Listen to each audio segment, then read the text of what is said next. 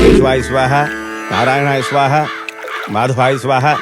ഓം ശ്രീ കൃഷ്ണായ നമഃ. ഓം ശ്രീ ഗോവിന്ദ.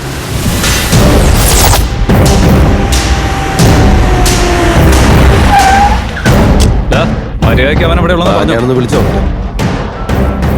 ഓം നാരായണായ സ്വാഹ. ഹലോ, എടാ അവിടെ എന്തായി? അമ്മാവാ, മുത്തശ്ശന്റെ കർമ്മങ്ങളൊക്കെ ചെയ്തുകൊണ്ടിരിക്കുക ഇവിടെ. ഇത് കഴിഞ്ഞിട്ട് ഞങ്ങൾ നേരെ അമ്പലത്തിലേക്ക് വരും. അവരെവിടെ പോയി കിടക്കുക? നീ അവിടെ പെട്ടെന്ന് തീർത്തില്ലെങ്കിൽ ഇമാരെല്ലാം കൂടെ എന്റെ പണി തീർക്കും. എന്താ കാര്യം പറ. അവൻ വരുന്നുണ്ട്, പിന്നെ സംസാരിക്കാം. ഈ അമ്പലന്നല്ലേ പറഞ്ഞേ?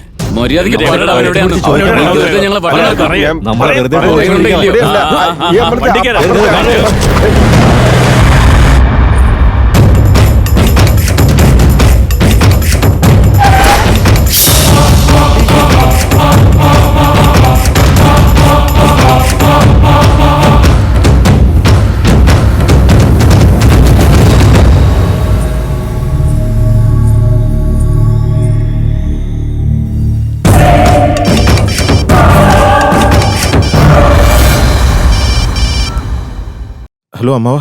എടാ തീർന്നോ ഇല്ലയോ? അമ്മാവനൊന്നും പേടിക്കണ്ട, 5 മിനിറ്റിനുള്ളിൽ കല്യാണം നടന്നിരിക്കും. മോനെ, നീ എന്താ ഞങ്ങളെ കളിയാക്കുക?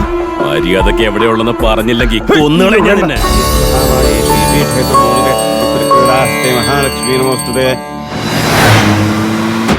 ചേട്ടാ, നമ്മുടെ അനിയനിക്കുന്ന ആറുമുഖല്ലേ, അവൻ നമ്മളെ തീർക്കാനും നാട്ടിൽ നാളെ ഇറങ്ങിയിട്ടുണ്ട്. നമ്മൾ ശരിക്കും ശ്രദ്ധിക്കണം ചേട്ടാ. എത്ര പേര് വേണമെങ്കിൽ വരട്ടെ, വരുന്നവരൊക്കെ വെട്ടി കൊന്നു കളഞ്ഞ. അതെ ഡോക്ടറെ, ഇവിടുന്ന് രക്ഷപ്പെടാനുള്ള വഴി ആ ബ്രില്യന്റ് തല വെച്ചിട്ടൊന്ന് ആലോചിച്ച് കണ്ടുപിടിക്കേ. ഓ, എന്താ ചെയ്യേണ്ടെന്ന് ഒരു പിടിയില്ലടാ. ദേ ഒരു ബോഡി കൊണ്ടുപോകുന്നടാ. ആ ബോഡി ഈ വണ്ടിയും കൂടെ ഇപ്പൊ മിങ്കിളാക്കി കാണിച്ചു തരാം. വെച്ചു പിടിച്ചോ.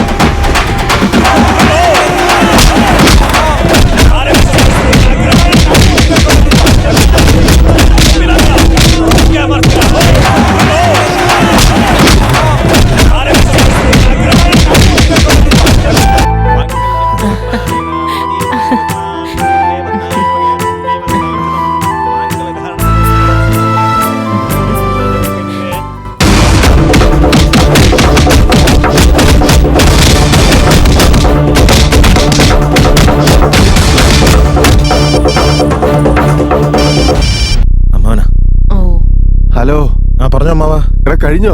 ഓ യെസ്, കല്യാണമൊക്കെ ഭംഗിയായിട്ട് നടന്ന അമ്മാവാ. മുത്തശ്ശൻ ആഗ്രഹിച്ച പോലെ തന്നെ ഞങ്ങൾ രണ്ടുപേരും കല്യാണം നടന്നു കഴിഞ്ഞിരിക്കുന്നു. ഇനി പോയിട്ട് മുത്തശ്ശിയുടെ അനുഗ്രഹം ഒന്ന് ഒരുപാട് സന്തോഷായി. കല്യാണം നടത്തിയല്ലേ? നീ ആണാണെങ്കിൽ അവളെ കൊണ്ട് വീട്ടിലേക്ക് വാ. എന്റെ അച്ഛന്റെ കർമ്മങ്ങളുടെ കൂടെ നിന്റെ കർമ്മം കൂടി ഞാൻ നടത്തി തന്നേക്കാം. വലിയ മുത്തശ്ശന്റെ കർമ്മങ്ങൾ ചെയ്യുന്നതിനോടൊപ്പം അച്ഛൻ തീർക്കാൻ പോവാ.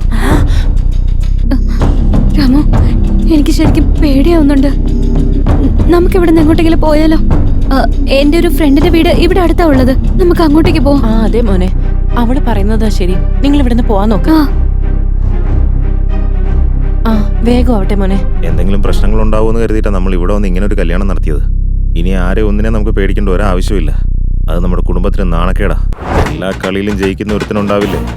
ഈ കളിയിൽ ജയിക്കാൻ പോകുന്നത് ഞാൻ.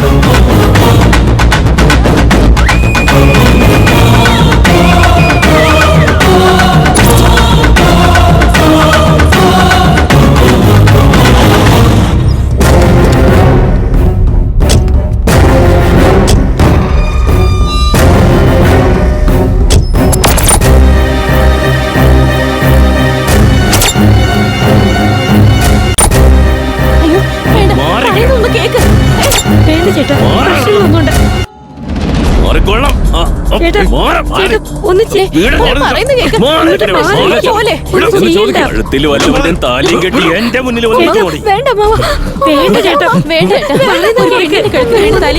കളയരുത്. അത് മഹാപാപം.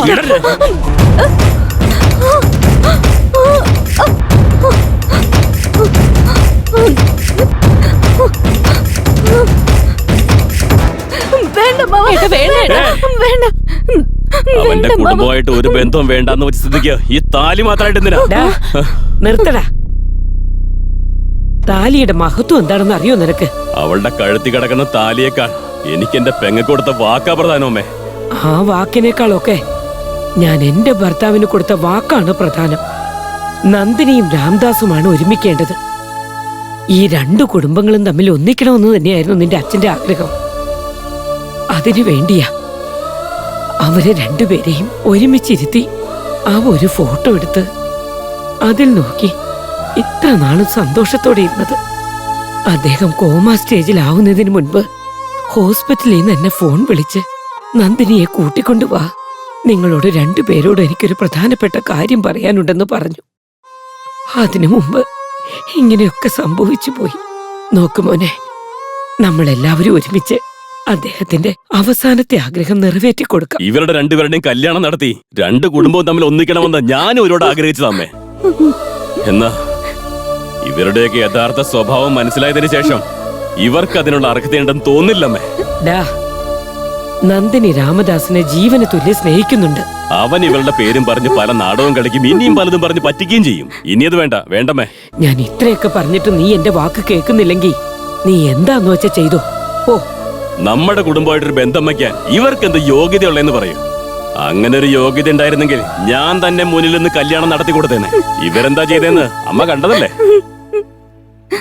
അമ്മേ, എന്തൊക്കെയായാലും നന്ദിനിയുടെ കഴുത്തില് നമ്മുടെ കുടുംബത്തിലെ ഒരു താലി കെട്ടിയാ മതി.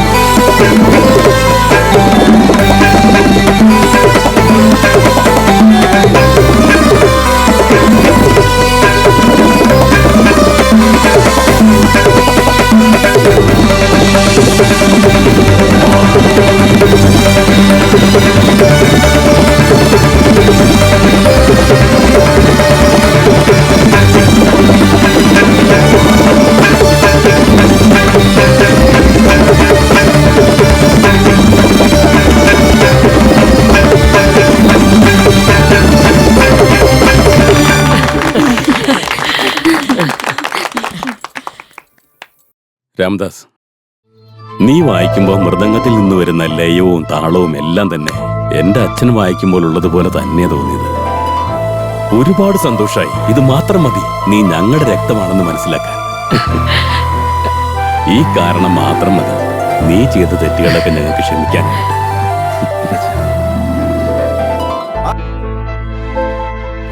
അവസാനം നമ്മുടെ പരമ്പരയിലെ ആള് തന്നെയാ നന്ദിനിയുടെ കഴുത്തില് താലി കെട്ടിയിരിക്കുന്നതല്ലേ ശിവദാസ്? ഒരു സംശയം. എടാ മോനെ,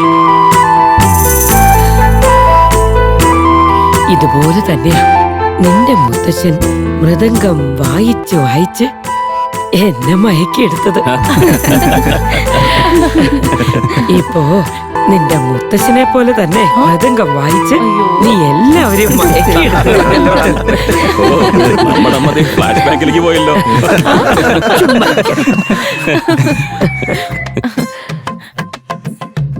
എന്തായാലും എല്ലാം മംഗളായിട്ട് അവസാനിച്ചു അല്ലേ അമ്മേ? ആ, സമയം കളയണ്ട. നമുക്ക് എല്ലാവർക്കും ചേർന്ന് തന്നെ അച്ഛന്റെ കർമ്മങ്ങളൊക്കെ നടത്തേക്കാം. എന്താ? വാ മോനെ, വാ, വാ. വാ മോളെ.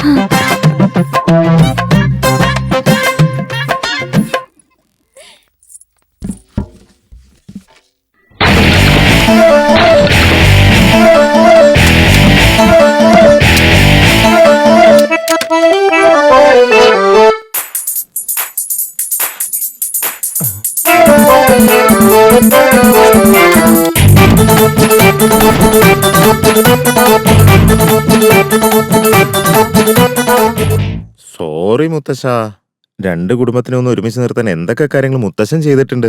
ഞാൻ ഈ ഒരു പെണ്ണിന്റെ കൂടെ ജീവിക്കാൻ വേണ്ടിയിട്ടല്ലേ ഈ കണ്ട പെടാപ്പെടൊക്കെ പെടുന്നേ? ഏ?